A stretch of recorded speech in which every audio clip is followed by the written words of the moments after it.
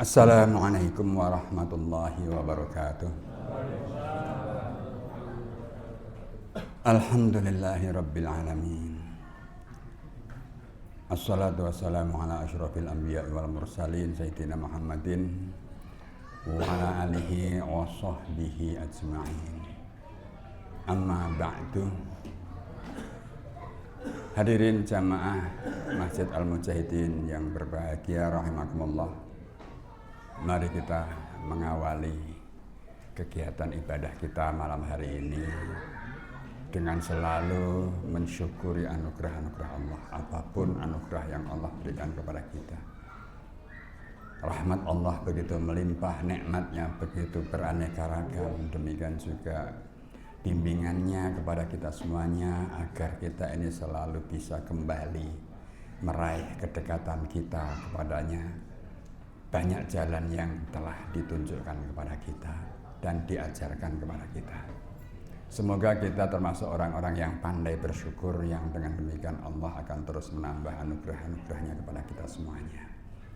Salawat dan salam juga kita haturkan kepada Nabi kita Muhammad Sallallahu Alaihi Wasallam serta seluruh keluarganya, para zuriyahnya, demikian juga para sahabat dan umatnya sampai akhir zaman.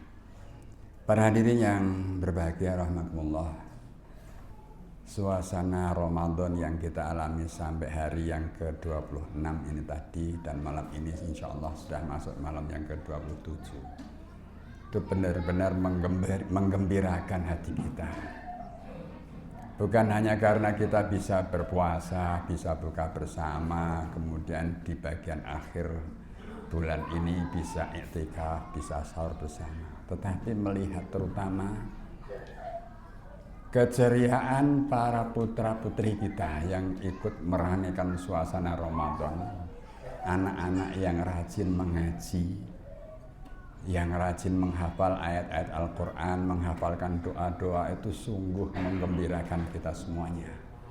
Yang dengan itu kita merasa optimis bahwa kedepannya syiar agama Islam ini akan terus tegak.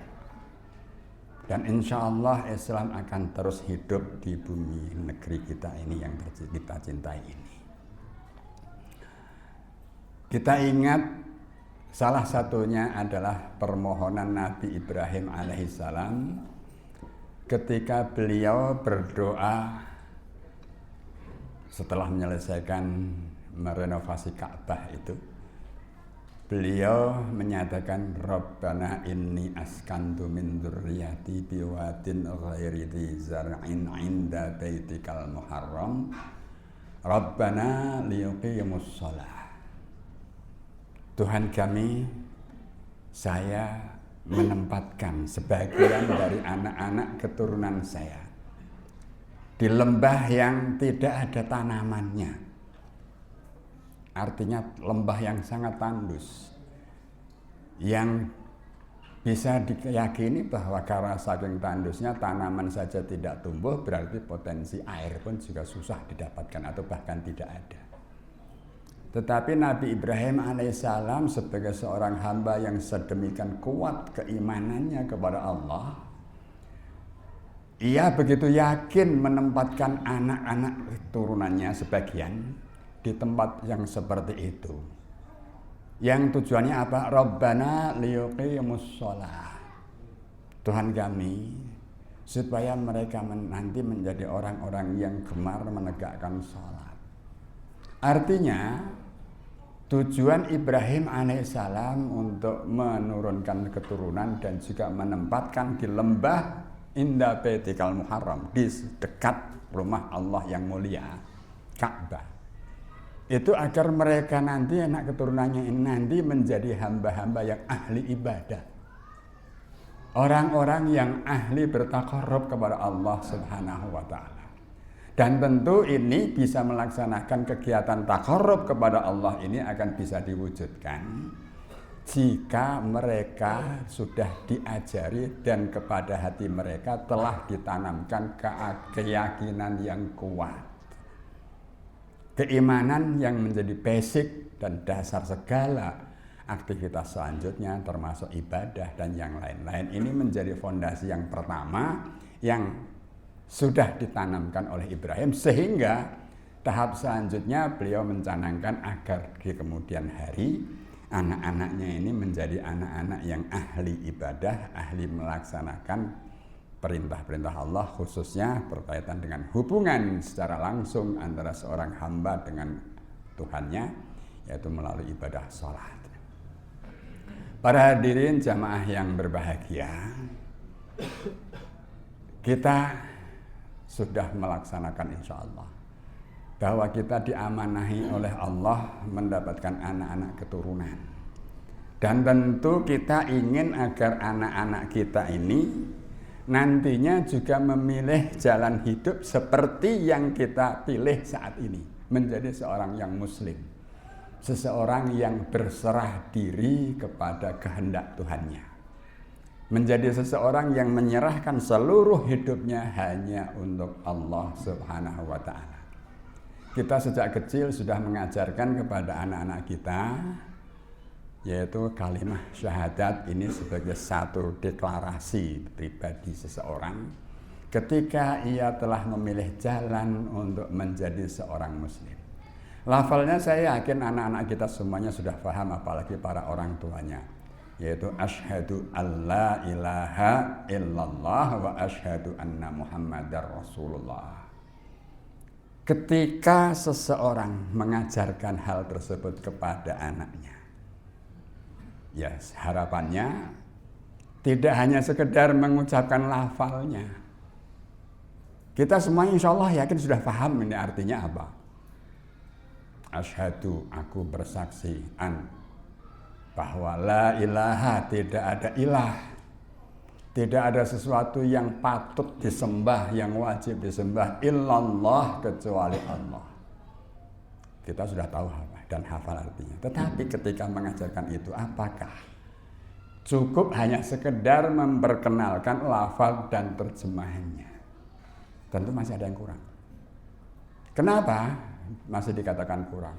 Karena nyatanya orang yang sudah bersahadat dan sudah mengikrarkan diri sebagai seorang muslim sekalipun, nanti di dalam perjalanan kehidupannya mereka masih banyak yang kadang-kadang berani melanggar ikrarnya sendiri, yaitu melakukan hal-hal yang tidak sejalan dengan nilai ketundukannya kepada Allah Subhanahu wa Ta'ala. Kenapa bisa demikian? Ya, kemarin subuh itu sudah disampaikan oleh Pak Dr. Yayan Suryana. Di antaranya adalah kurang adanya penghayatan di dalam memahami kalimah yang diikrarkan tersebut. Karena tidak adanya penghayatan, sehingga hal tersebut hanya menjadi hafalan atau bahkan kadang-kadang hanya semacam ritualitas. Kalimat yang meluncur begitu saja dari bibir seseorang, seorang mukmin, seorang muslim, yang entah ketika ia mengucapkannya hatinya kemana, pikirannya kemana, wallahu alam, sehingga aktivitas kehidupannya pun bahkan seringkali tidak ada sangkut pautnya dengan nilai ikrar yang dia ucapkan. Coba kalau kita pahami secara seksama, ketika seseorang mengucapkan asyhadu, aku bersaksi. Seseorang yang mengatakan ikrar semacam itu ketika ia menyebut aku, berarti dia menyadari akan jati dirinya. Di luar itu tanpa kita sadari, kita juga sadar ketika saya mengucapkan aku, ini mestinya ada pihak lain yang kepadanya paling tidak syahadat atau ikrar itu diperdengarkan. Atau ada pihak lain yang boleh jadi walaupun kepadanya tidak kita persaksikan, tapi dia ikut menyaksikan persaksian yang kita ucapkan. Nah, dengan kesadaran ini, seseorang akan memahami bahwa dirinya hadir ke pentas kehidupan di dunia ini tidak sendirian. Dan itu tentu akan melahirkan berbagai macam konsekuensi selanjutnya. Nah, maka seorang yang benar-benar paham, maka ketika ia nanti menjalani kehidupan, ia akan berpikir ketika akan berbuat, apakah perbuatan saya ini benar-benar bisa menjadi manfaat untuk dirinya dan juga untuk orang lain, atau bahkan sebaliknya membahayakan diri dan juga orang lainnya. Ini kesadaran akan keberadaan jati diri seseorang. Kemudian ketika isi ikrar itu diucapkan, yaitu isinya adalah la ilaha illallah. Sangat menarik itu. Seseorang yang mengikrarkan diri untuk menjadi seorang yang muslim tadi, ketika ia menetapkan pilihan hanya akan tunduk, hanya akan mengabdi, menyembah kepada satu-satunya ilah, ia mengawalinya dengan kalimat negatif, tidak ada ilah, tidak ada Tuhan yang harus dan boleh disembah. Artinya apa? Ia harus sudah lebih dahulu membersihkan hati dan pikirannya dari berbagai macam konsep-konsep ketuhanan yang boleh jadi sampai saat itu ketika ia belum mengucapkan atau akan mengucapkan, ia masih memiliki berbagai macam kepercayaan atau keyakinan kepada sesuatu di luar Allah. Bukankah kalau di dalam tradisi kita itu juga mengenal adanya berbagai macam keyakinan akan politeisme, menyembah adanya banyak Tuhan, atau paling tidak pemahaman-pemahaman yang mengarah ke arah adanya berbagai macam kekuatan-kekuatan yang ikut terlibat mengatur kehidupan di dalam semesta ini. Ya, boleh jadi seseorang meyakini ya. Coba kalau kita perhatikan tradisi di sekitar kita. Wah, ini mau nikah, dihitung dulu harinya. Wah, ini dengan jodohnya rapas ini. Kan misalnya kan begitu. Kadang-kadang kita seringkali mendengarkan hal-hal ini, berarti kan masih ada sisa-sisa keyakinan yang mengarah pada apa yang tidak diatur oleh Allah Subhanahu wa ta'ala. Wah, nanti kalau weton begini tidak cocok menikah dengan weton yang ini dan seterusnya. Ini bagian dari konsep-konsep ketaatan seseorang atau ketundukan seseorang kepada kekuatan-kekuatan selain yang telah ditentukan oleh Allah Subhanahu wa ta'ala. Atau kalau zaman dahulu misalnya kalau seseorang itu melakukan seremoni pernikahan, arak-arakan manten misalnya. Kalau lewat perempatan itu membuang sesaji. Masih pernah mengalami hal semacam itu, melihat semacam itu. Kan masih ada kan kadang-kadang. Kenapa? Wah, ini nanti kalau tidak diberikan seperti itu nanti umur perkawinannya tidak akan langgeng atau mungkin kehidupan rumah tangganya akan kacau dan sebagainya. Ini melewati jembatan, melewati sungai besar dan sebagainya. Ini kan sisa-sisa keyakinan yang sebenarnya ini bertentangan dengan konsep rububiyah Allah Subhanahu wa ta'ala, di mana kalau orang sudah tunduk kepada Allah, segalanya yang menentukan Allah, dan segala sesuatu itu kalau menurut Allah telah ada aturan-aturan yang baku yang harus diikuti oleh seorang yang mengaku dirinya muslim. Maka ketika ia akan memilih Allah sebagai satu-satunya zat, sebagai satu-satunya ilah yang akan dijadikan sebagai ilah yang disembah seumur hidupnya, maka seluruh konsep-konsep yang ada di pikiran dan di benak-benak semacam itu harus sudah dibersihkan terlebih dahulu. Nah, kegiatan atau aktivitas rohaniyah membersihkan jiwa yang semacam itu, konsep-konsep yang ada di pikiran itu dihilangkan semacam itu, di dalam bahasa Al-Quran disebut dengan al-ikhlas. Makanya jenengan ketika membaca surah Al-Ikhlas itu tidak ada kata ikhlasnya sebenarnya. Tapi sebenarnya ketika Anda membaca surat Al-Ikhlas itu Anda sedang dididik, diajar oleh Allah untuk membersihkan hati dan pikiran dari segala konsep berbagai jenis Tuhan yang tidak sejalan dengan apa yang telah ditetapkan oleh Allah Subhanahu wa ta'ala.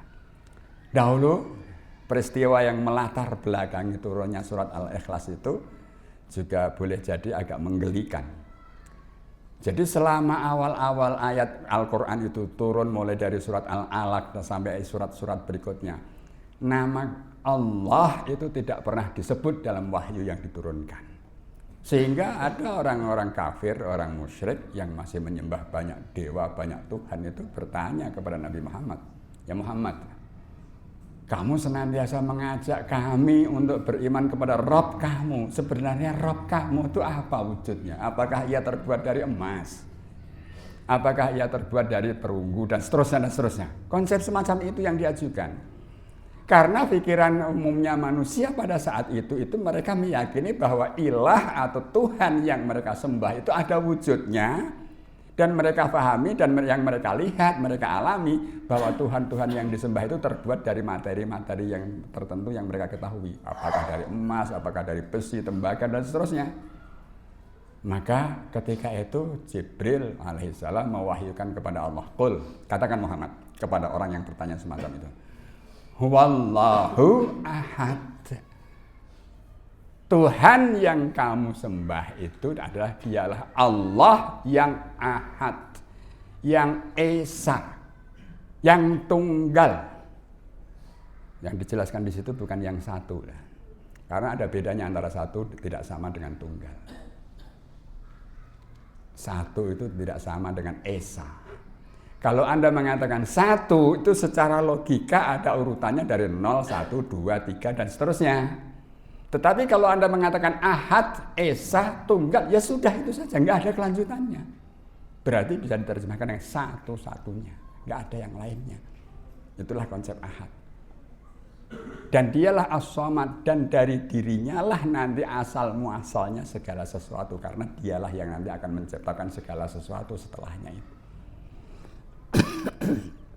Nah, baru setelah konsep semacam ini benar-benar bersih dari akal pikiran seseorang dan hati seseorang, baru ia tetapkan satu pilihan nih, bahwasanya apa? Illallahnya baru dimasukkan. Sehingga Allah yang diyakini sebagai Rabbul Alamin, Tuhan yang mencipta alam semesta, yang memelihara alam semesta, yang menciptakan manusia, yang mengajarkan ilmu kepada manusia, dan lain sebagainya, sebagaimana sifat-sifat Allah tersebut dimasukkan dan memenuhi rongga hati dan pikiran manusia. Nah, mestinya seperti ini. Nah, kalau sudah keyakinan semacam itu tertanam di dalam hati seseorang, maka nanti perjalanan hidup seseorang itu tidak ada lain kecuali hanya akan mengikuti apa yang menjadi konsekuensi dari keyakinannya. Ia hanya akan mengikuti jalan yang diajarkan oleh Rabb-nya, oleh ilah yang akan disembahnya. Dia tidak akan mengikuti jalan hidup yang lain. Nah, pemahaman yang sedemikian rupa ini pernahkah para bapak, para orang tua ajarkan kepada putra-putrinya? Saya yakin belum tentu itu. Atau bahkan boleh jadi mohon maaf, di antara para bapak dan orang tua sendiri pun boleh jadi belum memahami akan konsep yang semacam itu. Non sewu, mohon maaf. Bukan berarti merendahkan. Dan ada hal yang lain lagi. Mengajak atau menjadikan seorang anak itu menjadi seorang mukmin dan muslim itu tanggung jawabnya orang tua untuk memeliharanya. Walaupun secara fitrah, secara alamiahnya setiap bayi yang lahir itu sudah dalam keadaan mukmin, muslim karena ia dilahirkan berdasarkan fitrahnya.